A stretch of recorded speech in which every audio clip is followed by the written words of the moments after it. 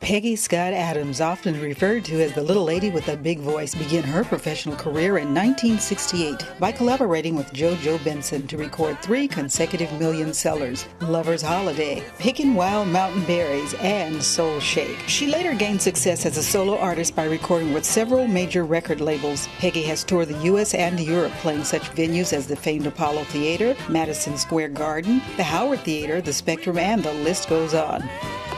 I think that, I know that was one of the best times of my life because it was the beginning of my recording career. And believe it or not, when you hear an artist, you hear stories about how artists began their career, and every story is going to be different because when JoJo and I was together, we went to record. Our project was to record individual projects, him to do his thing, me to do my thing. And the producer had a song that he had written for a duet, and JoJo and I had done some things together, and our voice just blended together so well. And so we tried it, and it was sent to the president of the company, along with the individual project that we had done, and he opted to put out the duet.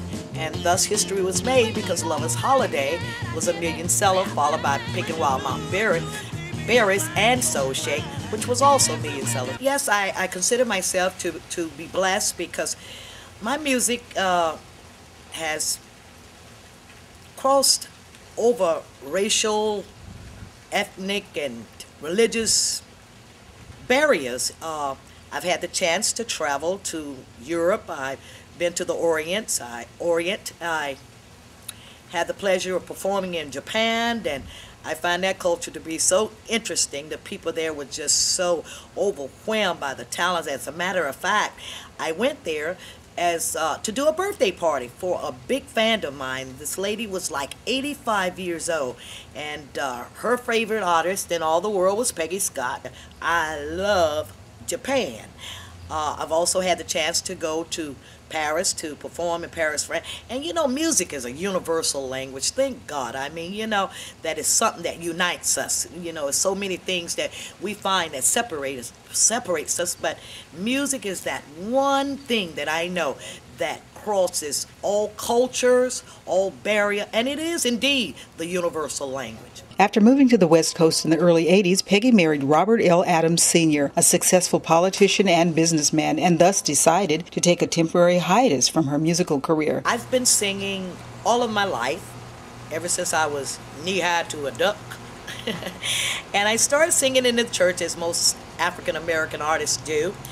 And I was 4 years old, as I can recall, and they used to take me and put me on this, what we used to call back in Alabama, we call it an offering table. That's where when you got ready to pay your tithes, you would lay it on this wooden table.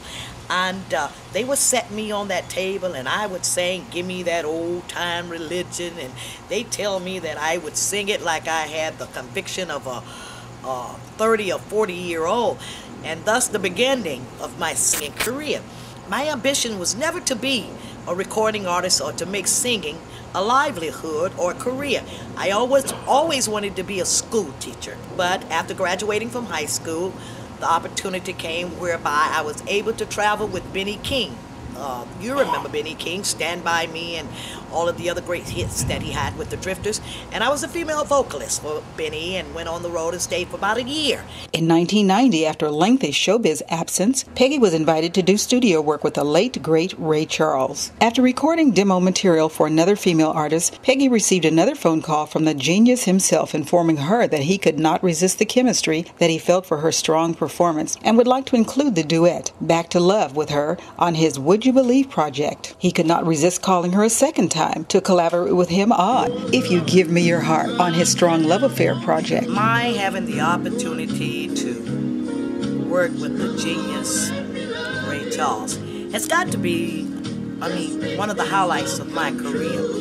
My producer and the late Jimmy Lewis, who was co-producing Ray's album, and I had done some songs with Jimmy, had done some demo work with Jimmy, and he and Ray was going through songs trying to, for the new album that Ray was about to do, and so Jimmy was playing him this particular song that I had demoed, and Ray heard my voice and was just totally blown away. And I got a phone call whereby Ray called and asked if I would demo this particular song called Back to Love, which he had a commitment to do with the wonderful jazz singer Diane Shure. So, I just could not believe that, that he thought enough of my talent that he would want me to do anything with him. So when they got back to the States, I did go in and I recorded the song, and after leaving the studio that evening, before I could get home, on my answering machine was this voice saying, Peggy, this is Real Murray, and sweetheart, I was just sitting here listening to this thing, and I decided that if you're interested, that I'd like to release this with Ray Charles and Peggy Scott, if you're interested. If I'm interested, you gotta be kidding me. And that's exactly what happened. He decided to do Back to Love and put it on a Would You Believe album, featuring myself, and then it got good to Ray. Got kind of good to me too.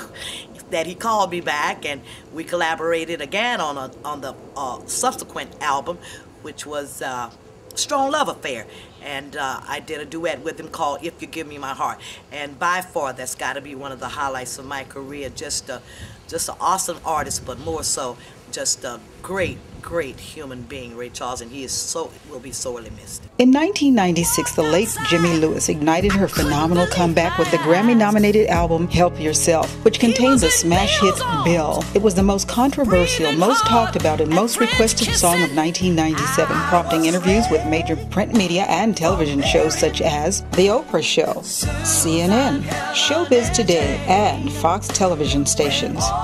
Remember Peggy Adams? She was hot stuff in the 1960s. Now she's hot again in the 90s, thanks to a song with a surprising theme. In the 60s, Peggy Scott teamed with JoJo Benson to record 3 million-selling songs. But the light of fame dimmed, and in terms of the music industry, Peggy was forgotten. Then along came Bill.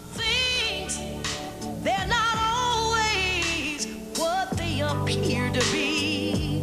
Bill is a song about a jilted wife, but when the writer first sang it for her, even Peggy wasn't ready. And when he gets to the line that says, the man I love loved another guy, I tell you, I just literally hollered, what? Since radio stations began playing the song late last year, the album it came from, Peggy's first in 3 decades, reached number 9 on the R&B charts and stayed at number 1 for 7 weeks on the blues chart.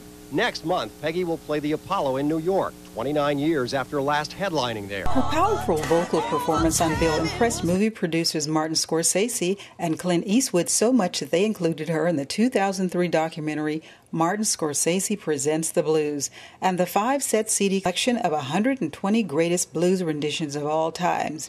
The Help Yourself CD remained on Billboard blues charts for 67 weeks and peaked number 1 for 28 weeks on the blues charts, number 9 on the R&B charts, and number 72 on the pop charts. For 7 years, Peggy topped the Billboard blues chart with every one of her subsequent CDs, namely Contagious, Undisputed Queen, Live in Alabama, Hot and Sassy, and Busting Loose. She was sought out by movie producer and director Keith Beauchamp to sing all of the songs on the Emmett Till documentary. In 2003, Peggy Scott Adams, being a devout believer and in love with gospel music, released her first inspirational album, God Can and He Will.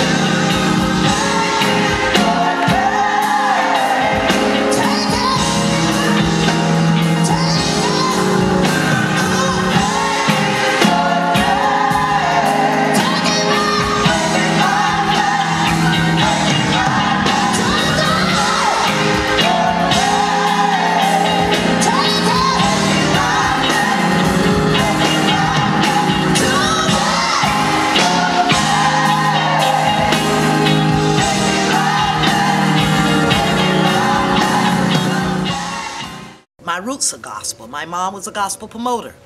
As a matter of fact, I know more gospel artists than I do secular artists. Sam Cooke have sat at our table, at our kitchen table, at our dinner table. My mom has booked the Soul Stirrers and Robert Blair and the Violinaires, Joe Lagan and the Mighty Clouds of Joy are all dear friends of mine. And you know, it's been sad. You know, I want to clear something up because, you know, although I do secular music, I want it to be known that it's not what you sing that defines your relationship with your Creator, but it's how you live.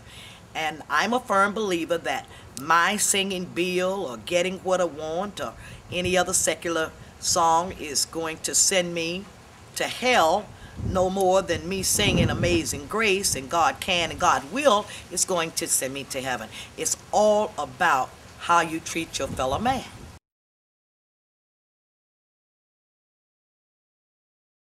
When I look back over my life, way after way he's made, I tell you he did. Yes, he did. Yes, he did. Yes, he did. Sometimes you feel like you can't make it through. The road is rough and you don't know what to do. That problem, oh, you thought you had, and you couldn't see the sun. You just hold to his hand. My God, unchanging hand. Whoa, hold his hand. God's unchanging hand. I gotta be an example because things may be bad or things may be good, but no matter